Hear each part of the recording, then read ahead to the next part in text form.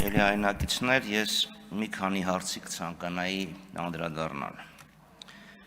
Առաջինը Կենտրոնական բանկը որպես հանրային շահի պաշտպան։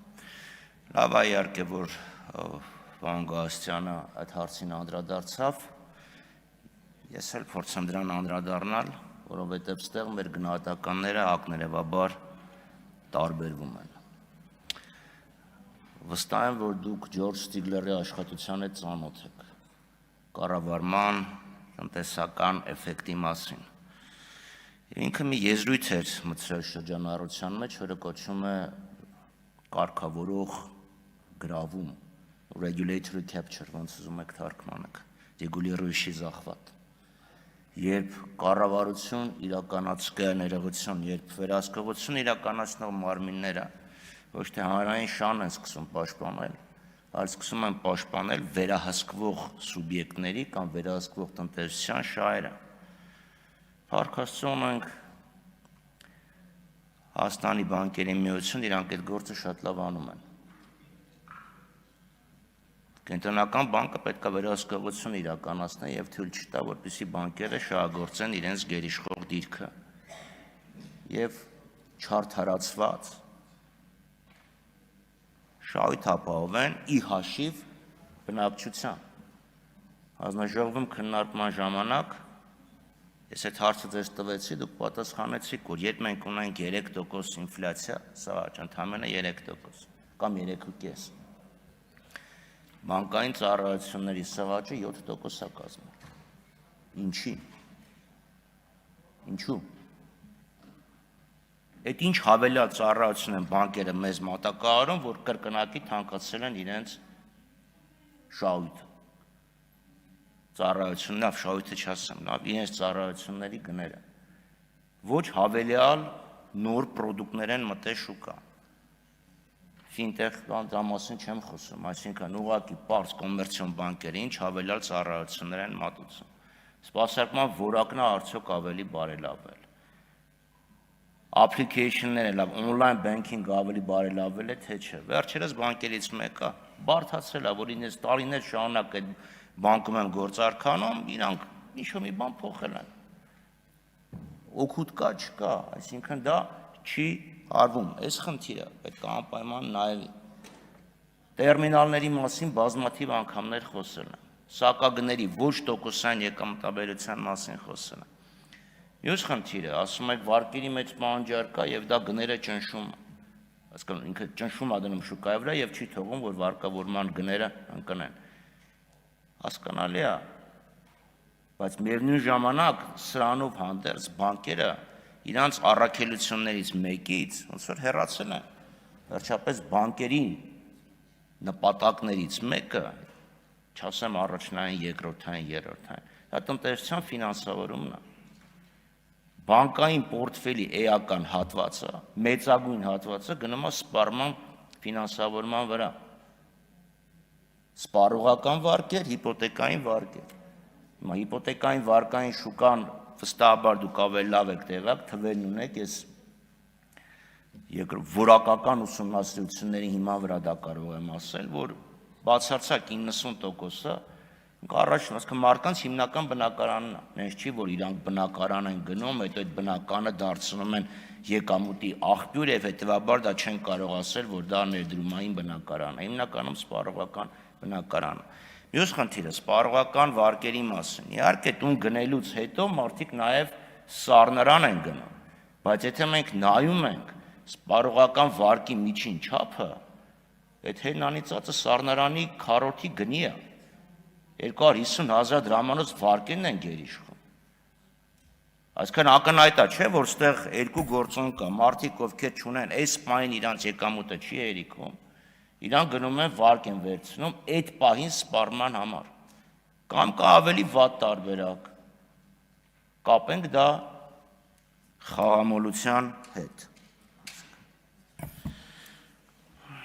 Մյուս խնդիրը մակրոտնտեսական կայունություն, իհարկե դա շատ կարևոր է, բայց բանկերը մակրոտնտեսական կայունություն ապահովելուց բացի նաև պետք է նպաստեն տնտեսության աճին։ Հիմա դուք ասում եք մակրոտնտեսական կայունությունը նպաստում է տնտեսական աճին։ Լավ, Դեմ չեմ, բնականաբար, եթե չկա կայունություն, աճ չի լինի։ Բայց կայունության լինելը աճ չի ապահովում, այսինքն անհրաժեշտ է բավարար պայմանների մասին է խոսքը։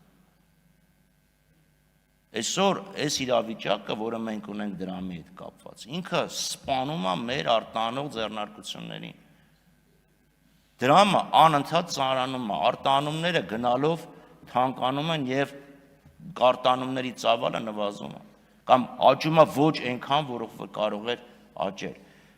Ստեղ ինձ հիշեցնում է Չերչիլի գնահատականը Լյուֆտվաֆեի պատերազմի հետ կապված, որ ասում է, իրանք մտածում են մենակ որ երկինքը գրավելու մասին հաշվի չէին առնում ՏԱԿ-ի օպերացիաները։ Դուք լավ որ նշեցիք պարտատոմսերի խնդիրը, որ պարտատոմսերի ռիսկայնությունը ընկել է եւ այլն, ամբողջ աշխարհում է տոկոսներ ընկնում, դա էլ իր հետ է։ Ինչ որ մի բան արվում է շատ լավ, համեմատած 95 թվականի իհարկե սպրեդը նվազել է, բայց ես հասարակ բան եմ ասում։ Մի տարվա վարկերը դրամով, ներողություն, ավանդը 8%-ի կարգի է, 8.5-9, եթե ոչ ավել, դոլարով 2.5-3%-ի կարգի է։ Այս պայմաններում պետք է փոխարժեքի վարկագիծը փոխվեր։ Եթե փոխարժեքի վարկագիծը չի փոխվում, ուրեմն ավանդի տոկոսների վարկագիծը պետք է փոխվի։ Այլապես մենք ընկնում ենք վարկագծային ֆինանսների տրամաբանության մեջ, մարդիկ ուղղակի դրամին չեն վստահ, որովհետև չկա խելամիտ պատճառ